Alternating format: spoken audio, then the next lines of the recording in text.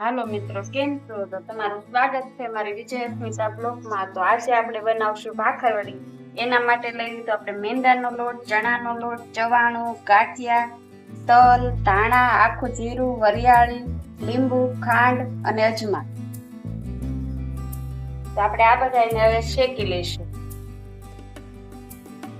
જે આપણે નાની કઢાઈ લઈ લીધી છે એને આપણે ગેસ ઉપર મૂકી દઈશું.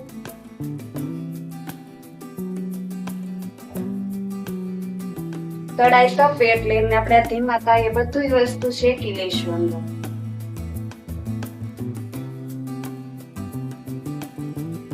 આવી રીતનું ધીમે ધીમે આથી શેકી લેવાનું છે.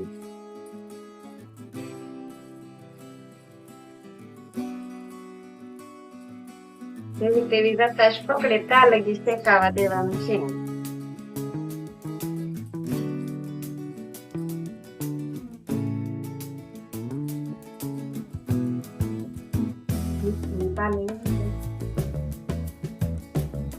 મસાલો શેકાઈ જશે તો હવે એને ઠરવા કાઢી લઈશું. મસાલો ઠરે ને ત્યાં લગીમાં આપણે લોટ મેંદાની સાળી લઈશું. મેંદાને આ રીતનું સાળીને લઈશું. મેંદાના લોટને ચાળીને પછી એમાં ચણાનો લોટ નાખી દઈશું. પછી એક ચપટી અજમા નાખી દઈશું. અડધી ચમચી મીઠું નાખશું. પછી એમાં મોણ દઈને લોટનું મોણ દઈ દઈશું.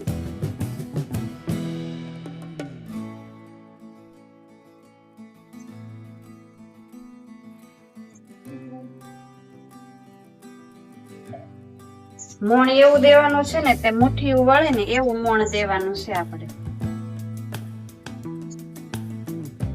આવી રીતના લોટને મિક્સ કરી લેવાનો.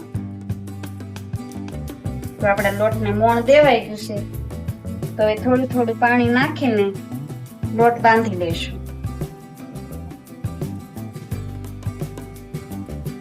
બહુ ઢીલો લોટ નથી બાંધવાનો, આપણે કડક લોટ બાંધવાનો છે.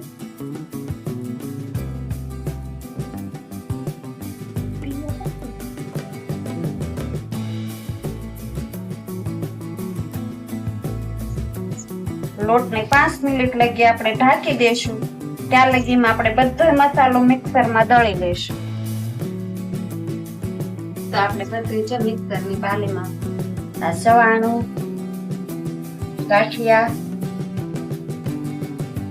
અને શેકેલો મસાલો આપણે બધું નાખીને દળી લઈશું. 1 ચમચી લાલ મરચું નાખશું અને 1 ચમચી ખાંડ નાખશું. આ બધી વસ્તુને આપણે હવે દળી લઈશું.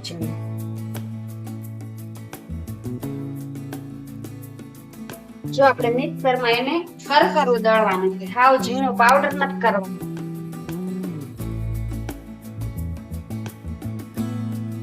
જો આ રીતનું કરકરું આપણે દળવાનું છે, છૂટું છૂટું રે ને એવું. તો આપણે એને એક ડીશમાં હવે કાઢી લઈએ.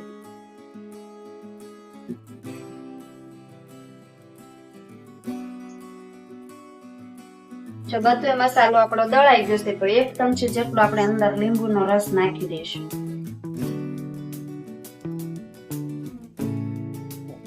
તો 5 મિનિટ થઈ ગઈ છે તો હવે આપણે જોઈ લઈશું આપણો લોટ પણ કૂણવાઈ ગયો છે. મસાલો તો તૈયાર થઈ જશે તો આપણે લોટને જોઈ લઈશું. આપણો લોટ પણ કૂણવાઈ ગયો છે.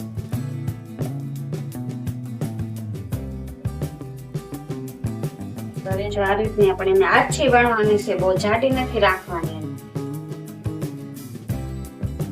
જો આ રીતનું થોડુંક આપણે પાણી લગાડી લઈશું એટલે આપણો મસાલો એકદમ ચોટી જાય સારો. આ રીતનું પાણી ભભરાવીને પછી એની માથે મસાલો ભભરાવી દઈશું.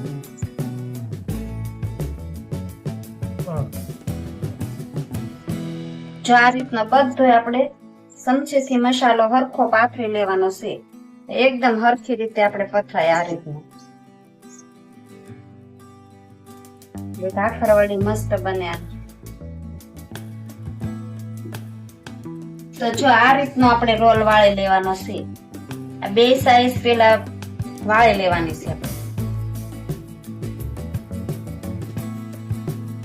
એટલે આપણો મસાલો બારો નો આવે. આ રીતની વાળીને આ રીતના વાળી લેવાનો.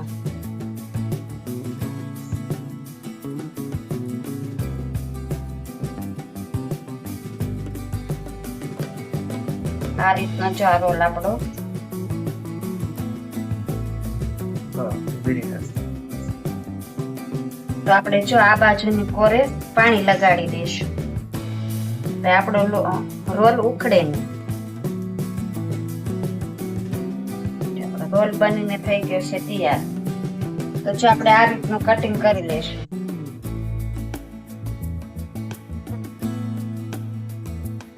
બહુ જાડું કટિંગ નથી કરવાનું, પતલું કટિંગ કરવાનું છે, એટલે હરખી રીતે તળાય આપણે.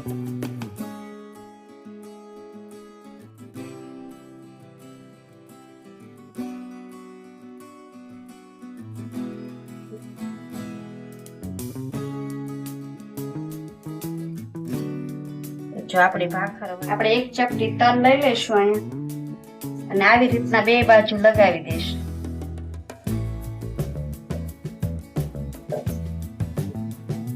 આવી રીતની બધી જ ભાખરવડીને આપણે તલ લગાડી દઈશું. તો જો આ રીતની આપણે બધી જ ભાખરવડી બનાવી લીધી છે. જો આ રીતની આપણે બધી જ ભાખરવડીને તૈયાર કરી લીધી છે. ભાખરવડી તૈયાર થાય એટલે આપણે તેલ ગરમ થવા મૂકી દઈશું. જો આપણી ભાખરવડી થઈ ગઈ છે તૈયાર, તો આપણે મૂકી દઈશું તેલ ગરમ થવા.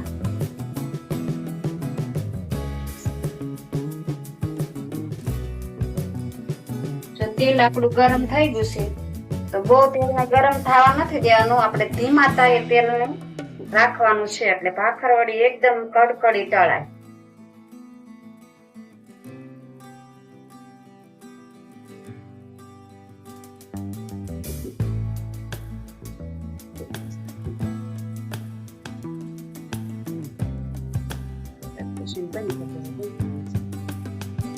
જો આ રીતની રતાશ પકડે ને ત્યાં લગી તળાવા દેવાની છે, એટલે આપણી ભાખરવડી એકદમ કડકડી થાય. ધીમા તાપે જ આ રીતની બધી ભાખરવડી તળવાની છે. તો જો આપણી બધી ભાખરવડી તળાઈ થઈ ગઈ છે તૈયાર.